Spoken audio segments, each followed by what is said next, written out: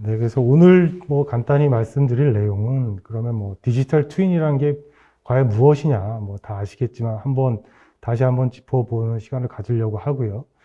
그 다음에 그런 것들이 물류센터에 도입됐을 때 어떤 밸류가 있느냐, 그 중에서도 실제 운영 단계의 운영 최적화 관점에서 어떤 밸류를 줄 수 있느냐, 그리고 앞으로는 어떤 식의 더 발전이 예상되느냐, 요 네 가지 주제를 가지고 오늘 좀 말씀드리고자 합니다.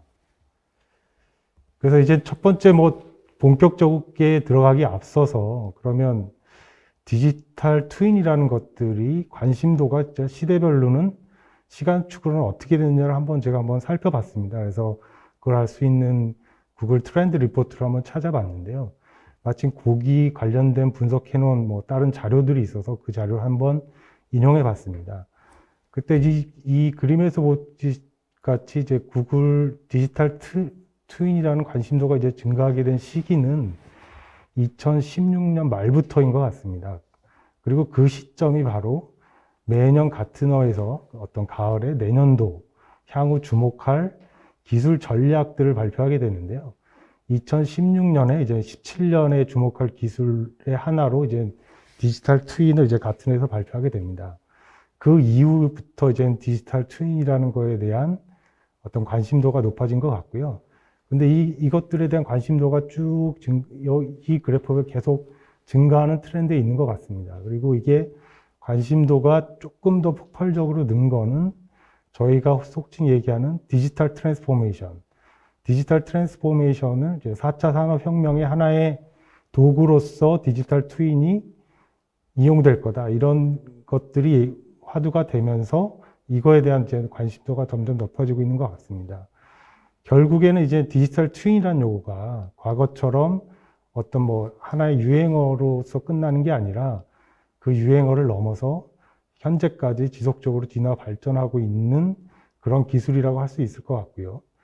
또 이건 최근 들어서 얘기되고 있는 메타버스와 융합됐을 때의 그런 더 큰 효과를 봤을 때는 앞으로도 디지털 트윈이라는 것들은 계속적으로 진화 발전할 것 같다라는 생각이 됩니다. 그러면 이제 그 디지털 트윈이라는 것이 과연 무엇이냐를 좀 그냥 개념적으로 좀 정리를 해봤습니다. 그럼 말 그대로 디지털 트윈이라는 것은 현실 세계에 있는 그런 것들을 디지털로 카피한 복제품이라고 할 수 있습니다. 그러면 우리가 현실 세계를 디지털로 어느 레벨까지 카피하느냐에 따라서 디지털 트윈에 대한 성숙도나 그거에 대한 활용이 달라질 텐데요. 그 얘기는 이제 다음 장에서 조금 말씀드리도록 하겠습니다. 저희가 이제 디지털 트윈에 대한 구현 모델을 좀 나눌 때 1단계를 3D 시각화, 그 다음에는 그 3D뿐 아니라 거기에 관련된 운영 데이터들이 실시간으로 연동되는 그런 단계, 그리고 그 데이터를 갖고 분석, 예측, 활용할 수 있는 그런 최적화 단계를 이제 크게 이제 레벨을 구분하는데요. 저희들이 첫 번째 3D 시각화 단계라는 거는 뭐 디지털 트윈이라는 것들이 얘기되기 전부터 사실 진행되고 있었던 내용인 것 같습니다. 예를 들면 우리가 뭐 설계를 할 때도 3D 모델링을 했었고, 그 3D 모델을 가지고 뭐 디지털 모캅을 해서 서로의 간섭을 사전에 체크해 본다든가 이런 활동들을 이미 하고 있었고, 또 실물을 만들어서는 그거를 다시 3D 스캐너를 갖고 3D 디지털로 한 다음에 3D 모델과 비교해서 우리가 설계된 대로 제품이 제작됐는지 이런 것들을 살펴보는 활동들은 이미 디지털 트윈 이전에도 일어났던 일인 것 같고요. 그래서 이제 디지털 트윈이라는 것들이 좀 의미를 가지게 되는 거는 3D 시각화를 넘어서 실제로 그 운영되는 데이터들이 연동되면서 그 연동된 데이터를 갖고 활용성이 높아지는 것 같습니다. 그리고 그 이후에 그 데이터를 갖고 분석, 활용, 예측하는 것들은 현재까지 계속 진화되고 있는 단계라고 할 수 있을 것 같습니다. 그럼 이렇게 디지털 트윈이라고 해서 발전될 수 있었던 동기는 무엇이냐? 우리가 단순히 3D 모델을 넘어서 이렇게 디지털 트윈으로 진화될 수 있었던 동인들은 밑에서 조금 봤듯이 어떤 우리가 데이터를 수집하기 위한 IoT 기술이라든가 센싱 기술, 그리고 그것들을 뭐 수집하고 분석하기 위한 클라우드 컴퓨팅, 그리고 우리 AI, 그리고 그것들을 비주얼라이션 하기 위한 기술, 이런 기술들이 발전하면서 디지털 트윈이 발전하게 되고 디지털 트윈에 대한 가치도 같이 높아지고 있는 것 같다고 이제 생각이 듭니다. 그래서 여기까지 간단히 그러면 디지털 트윈이라는 개념에 대해서 먼저 간단히 설명을 드렸고요. 그러면 이제 물류 영역, 그 중에서도 물류센터에서 디지털 트윈이 적용됐을 때 어떤 가치가 있는 거냐, 과연. 이거에 대해서 한번 조금 정리를 해본 내용입니다. 요 내용은 사실 물류센터뿐 아니라 우리가 제조 공장을 적용해서도 같은 내용일 것 같습니다. 그래서 첫 번째는 우리가 새로운 센터나 공장을 투자하겠다. 그래서 그거에 대한 신규 라인을 만들거나 증설하는 투자 단계에 갖고 있는 고민들은 그러면 우리가 투자 대비 투자한 만큼 효과를 거둘 수 있을 거냐. 즉, 목표했던 물동량을 투자대로 투자한 만큼의 물동량을 처리할 수 있을 거냐. 아니면 생산을 해낼 수 있을 거냐. 이런 거에 대한 고민이 첫 번째 있을 거고요. 두 번째는 그럼 어쨌든 그것들은 이제 공간적인 제약이 있을 수밖에 없습니다. 그러니까 어떤 제한된 면적 안에서 그것들이 진행돼야 되기 때문에 그러면 그 공간에 대한 효율을 과연 우리가 그 공간에 대한 활용성을 충분히 활용하고 있는 거냐, 이런 거에 대한 고민들이 이제 투자 단계에 있을 것 같고요. 그 다음에 투자가 이루어지고 나서 실제로 그거 운영하고 있는 단계에서는 우리가 그거에 대한 계획들이 과연 최적화돼서 움직이고 있느냐, 그리고 발생하는 문제들을 우리가 사전에 대응해서 빨리 대응해서 오퍼레이션이나 아니면 로스를 최적화할 수 있겠느냐, 이런 거에 대한 고민들이 모두 다 공통적으로 있을 것 같습니다. 이런 측면에서 일단은 디지털 트윈이라는 기술이 적용됐을 때 어떤 밸류를 줄 수 있을 것 같습니다. 그 내용들이 예를 들면 우리가 투자 단계에서는 그것들을 디지털 트윈을 갖고 시뮬레이션을 해봄으로써 우리가 목표했던 그런 투자 효과들을 거둘 수 있는 건지, 그리고 그것들에 대한 운영 단계에서는 그거에 대한 모니터링 관제를 조금 더 시각적으로 쉽게 할 수 있고, 그 다음에 그것들에 대한 제어도 실제로 이제 디지털 트윈을 갖고 원격 제어할 수 있는 수준까지 됐으면 그거에 대한 문제 발생했을 때의 대응력이 높아지는 그런 효과들이 있을 것 같습니다. 그리고 마지막으로는 이것들에 대한 운영을 최적화하기 위해 다른 변수들, 그러면 다른 상황 정보들을 갖고 운영을 어떻게 최적화하고 그거에 따라 계획을 어떻게 할 거냐, 이런 용도로 이제 디지털 트윈이 도입됐을 때의 효과들이 있을 것 같습니다. 조금 더 그것들을 조금 더 이제 좁혀서 생각을 해보면, 그러면 실제로 이제 우리가 그것들을 운영하는 단계에서의 조금 밸류가 뭘까를 조금 더 포커스해서 정리를 해봤습니다. 그럼 물류센터인 경우에는 실제로 그러면 대부분이 현재까지는 대형 물류센터인데 문제 발생했을 때 그러면 그 문제 발생이 어디에서 발생한 거고 그 원인이 뭔가를 찾기가 실질적으로는 그렇게 용이하진 않은 상황입니다. 그래서 디지털 트윈을 갖고 실제로 운영 데이터를 실시간 모니터링 할 수 있게 됨으로써 어떤 문제가 발생했을 때는 그거에 대한 문제 발견을 실속하게 할 수 있고 어디에 어떤 문제가 있는지를 직관적으로 3D 시각화를 통해서 파악할 수 있는 그런 밸류가 있을 거고요. 두 번째는 그런 것들이 굳이 그 어떤 특정한 관제센터나 이런 거에 대한 물리적 공간에 대한 제약 없이 내가 갖고 있는 다양한 모바일 디바이스를 통해서도 모니터링이 되기 때문에 언제 어디서나 그런 상황들을 확인할 수 있겠다. 그리고 그거에 대한 목적별로 다양한 뷰를 보여줄 수 있겠다. 이런 거에 대한 밸류가 있을 것 같습니다. 그리고 앞서 말씀드렸던 것 같이 그러한 운영 데이터들이 실시간 연동됨으로써 그 데이터 분석을 통해서 사전에 대응할 수 있는 영역이 좁혀지면서 실제로 운영상의 문제들을 발생하기 전에 대응함으로써 할 수 있는 부분이 있을 거고요. 그 다음에 마지막으로는 그거에 대한 어떤 다양한 케이스들, 환경 변화, 앞으로의 변화 요인들에 대한 다양한 케이스들을 사전에 시뮬레이션 해봄으로써 그거에 대한 최적화를 수행할 수 있겠다. 이런 것들이 결국엔 디지털 트윈이라는 것들이 어떤 물류센터에 적용됐을 때 가질 수 있는 밸류인 것 같다라고 일단은 정리를 했고요. 그 각각에 대해서 조금 더 사례와 앞으로 얘기를 드려서 말씀드리고자 합니다. 첫 번째는 아까 말씀드린 어떤 신속한 문제 해결을 위한 3D 시각화에 대한 필요성입니다. 여기 보시면 이게 한 큰 어떤 대형 물류센터의 예시인데요. 그 물류센터가 보통 아주 대형 센터는 면적이 한 9만 평, 그러니까 축구장으로 보면 41개 정도의 넓이라고 하고요. 거기에 설치된 컨베이어 길이만 50km, 그리고 하루 처리하는 그 박스 분류량이 한 170만 개. 그러니까 이런 대형 센터에서 뭐 예를 들면 운영 중에 물건이 떨어지거나 아니면 어떤 게 뭐 잼이 발생하거나 적체가 발생했을 때 이런 대형 큰 센터에서 그런 문제점들을 사람이 직관적으로 발견하고 대응하기라는 건 거의 불가능한 것 같습니다. 그래서 이런 것들이 결국에는 디지털 트윈, 이런 모형들이 디지털로 모형화되고 실시간적으로 그 운영 상태를 모니터링할 수 있게 됨으로써 문제 발생 즉시 어느 지역에 어떠한 문제가 발생했는지를 알 수 있게 됨으로써 이런 디지털 트윈으로서 운영에 대한 운영상의 문제를 신속하게 해결할 수 있는 그런 장점들을 가질 수 있을 것 같고요.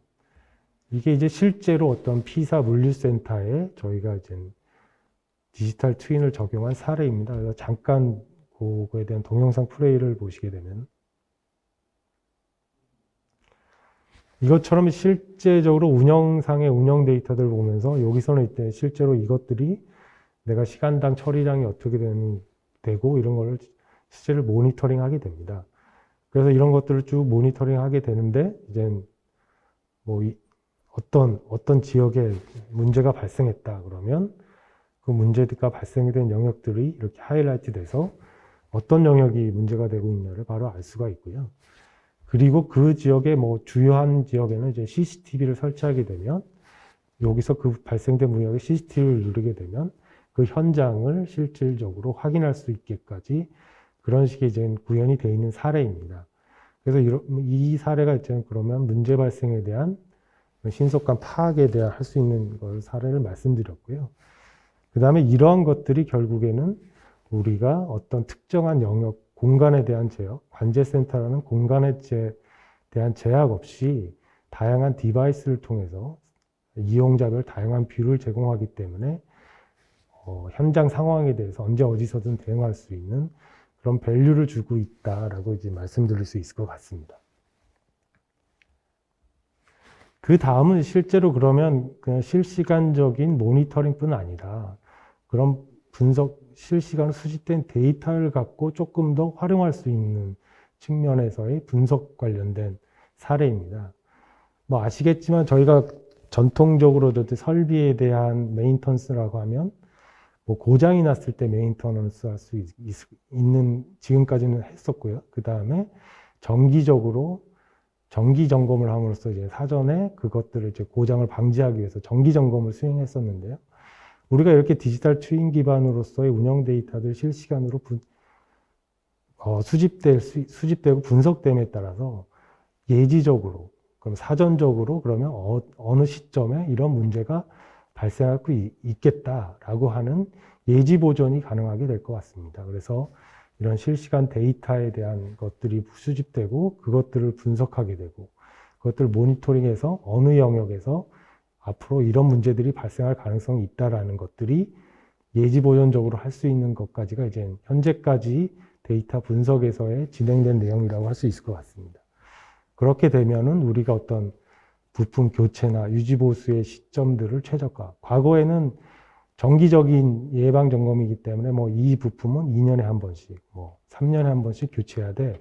이런 것들이 아니라 실제로 운행 중인 상태를 보고 우리가 그 운행 중의 상태에 있는 데이터를 갖고 이 부품은 한 일주일 내에는 교체해 줘야 될 것 같아 라는 가이드를 줄 수 있다는 거죠. 그러니까 결국에 사전 정의된 임계치를 기준으로 그것들을 판단해서 그 시점들을 최적화할 수 있는 그런 밸류가 있을 것 같고요.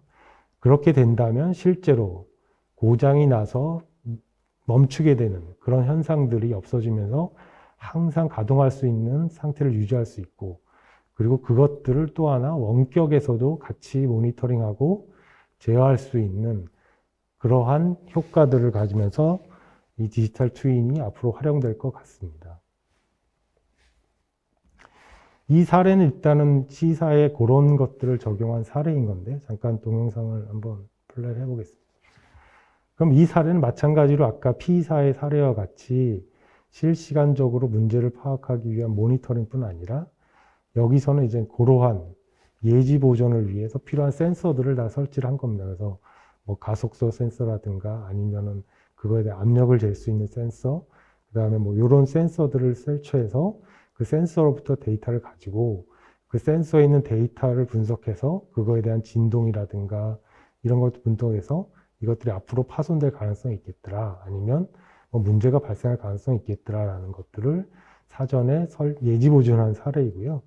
이럼으로써 어떤 선제적인 장애 대응, 그러면서 센터에 대한 생산성이나 가동률이 극대화되는 그러한 효과들이 있었던 것 같습니다. 이제 마지막으로 그러면 앞으로의 그 전망은 기술 발전에 따라서 앞으로는 어떤 식의 조금 더 발전이 일어날까에 대한 내용을 조금 요약을 해봤습니다. 아까 말씀드렸던 내용들은 그럼 실시간적으로 수집된 데이터를 갖고 그거에 대한 데이터를 갖고 어떤 임계치를 갖고 예측을 했다면 그것들이 이제 축적되면서 그 축적된 데이터 학습을 통해서 그 데이터를 갖고 실시간적으로 예측을 할 수 있는 때가 올 것 같습니다. 그거는 이제 AI 기술의 발전과 함께 할 건데요. 그렇게 되면 실시간적으로 어디에 문제가 발생할 수 있다, 아니면 앞으로는 이럴 것 같다라는 것들이 사전에 예측이 됨으로써 그 대응 시간들이 훨씬 빨라질 것 같고요. 그 다음에는 그러면 그런 것들을 넘어서 이거를 자율적으로, 그러면 이제 하나의 인풋뿐 아니라 그거를 제어하는 것까지를 그 양방향으로 제어까지 되게 되면 그거는 이제 자율운영 체계가 수립될 것 같다. 그러면 결국에는 자율운영 체계가 되게 되면 어느 순간에 이제 무인화까지 가능한 그런 자율운영 물류센터가 될까지 발전할 수 있을 것 같고요. 그 다음 마지막으로는 이제 최근 확보되고 있는 메타버스하고 융합됐을 때의 어떠한 효과들이 있을 거냐라는 겁니다. 그러면 지금까지에 있는 디지털 트윈이라는 거는 물리적인 대상을 디지털화해서 뭐 그거에 대한 최적화를 수행했다 그러면 메타버스라는 기술이 융합되게 되면 그런 물리적인 대상뿐 아니라 전체에 대한 운영 환경이 결국엔 가상의 세계에서 시뮬레이션 되고 운영할 수 있는 체계가 되면서 전체 운영 환경, 작업자를 포함한 전체 운영 환경에 최적화되지 않겠느냐. 그 기반에는 어쨌든 그 XR 기술이라는 발전이 좀 같이 될 것 같은데요. 그거에 하나 예를 들면 지금은 뭐 물류센터의 작업자들에게 XR, AR 같은 VR이나 AR 기술을 적용해서 그거에 대한 사전 교육을 시킬 수도 있고, 작업자에게 운행되는 실시간 데이터들을 보여줌으로써 이러한 작업을 가이드를 할 수도 있고, 또 안전에 대한 교육을 시킬 수도 있고, 뭐 이런 식으로 이제 활용될 수 있는 분야는 무궁무진할 것 같고요.